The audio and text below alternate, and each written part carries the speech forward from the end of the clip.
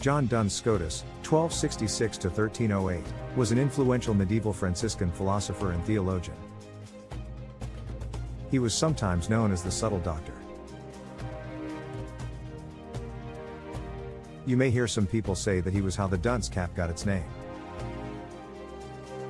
We will explore this story later in this video. Scotus's philosophy is characterized by its subtlety and its willingness to challenge the established philosophical orthodoxy. He was particularly interested in the nature of God, the relationship between God and creation, and the freedom of the will. In metaphysics, Scotus was a realist. He believed that universals, or general concepts, exist in reality, not just in the mind. However, he did not agree with the Platonic view that universals exist in a separate realm. Instead, he argued that universals exist in particular things. For example, the humanity that we all share exists in each of us, but it is not something separate from us. Scotus's metaphysics is based on the principle of haexitas, or thisness. Thisness is the unique and individual nature of a thing, that which makes it this thing and not another. Scotus argues that haexitas is a real property of things and that it is not reducible to any other property. This view of haexitas has important implications for Scotus's understanding of universals. As mentioned, Scotus rejected the Platonic view that universals exist in a separate realm of forms. Instead, he argues that universals exist only in individual things. A universal is simply the common nature that is shared by many individual things.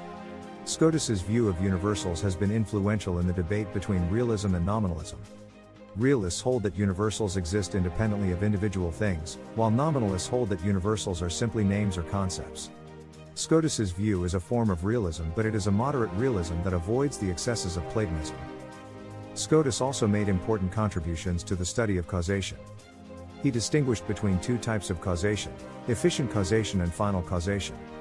Efficient causation is the type of causation that we are most familiar with.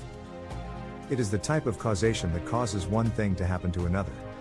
For example, the efficient cause of a car accident is the driver who lost control of the car. Final causation, on the other hand, is the type of causation that explains why something happens. It is the purpose or goal of something. For example, the final cause of a car accident is to prevent the driver from getting to their destination. Scotus also made important contributions to natural theology, the study of God's existence and nature using reason alone. He argued that God's existence can be proven by a number of arguments, including the ontological argument, the cosmological argument, and the teleological argument. The ontological argument is an argument for God's existence that starts from the concept of God and argues that God must exist in reality. The cosmological argument is an argument for God's existence that starts from the fact that there is change in the world and argues that this change must have a cause. The teleological argument is an argument for God's existence that starts from the fact that there is order and design in the world and argues that this order and design must have a designer. Scotus argues that if there is a contingent being, then there must be a necessary being that caused it to exist. This necessary being is God. The argument from contingency is a powerful argument for the existence of God and it has been influential in the history of philosophy. Scotus made important contributions to epistemology, the branch of philosophy that studies knowledge. Scotus's most famous epistemological insight is the distinction between intuitive and abstractive knowledge. Intuitive knowledge is knowledge of a thing as it is in itself. Abstractive knowledge is knowledge of a thing as it is represented in the mind. Scotus argues that intuitive knowledge is more certain than abstractive knowledge. This is because intuitive knowledge is direct and immediate, while abstractive knowledge is mediated by the mind.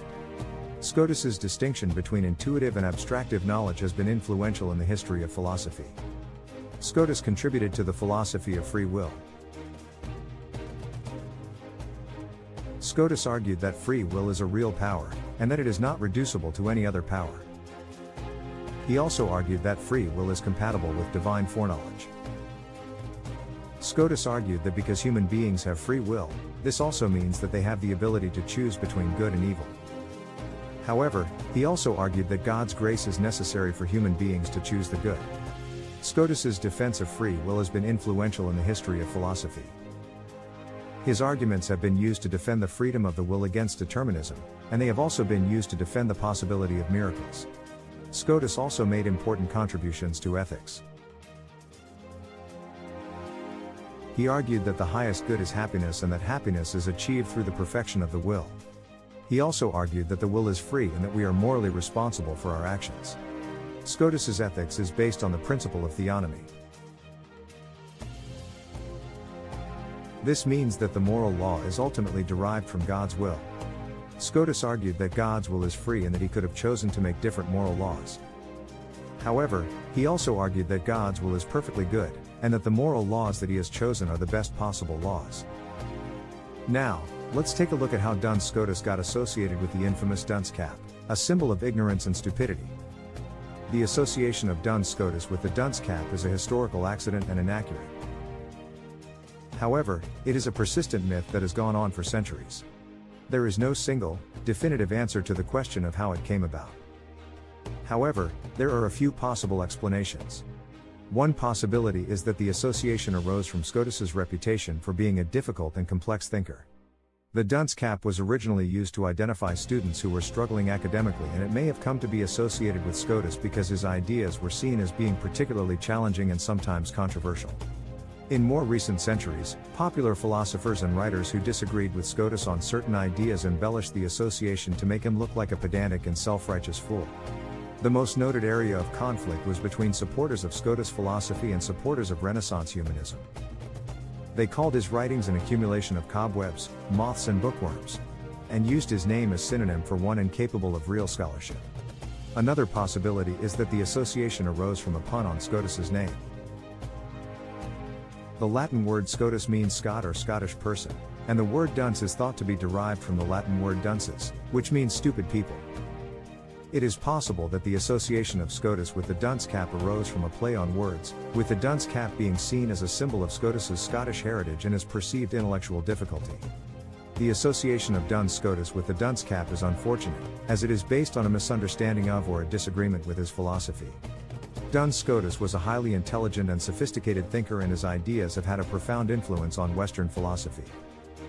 The dunce cap is a symbol of ignorance and stupidity, and it is a shame that it is associated with such a brilliant thinker.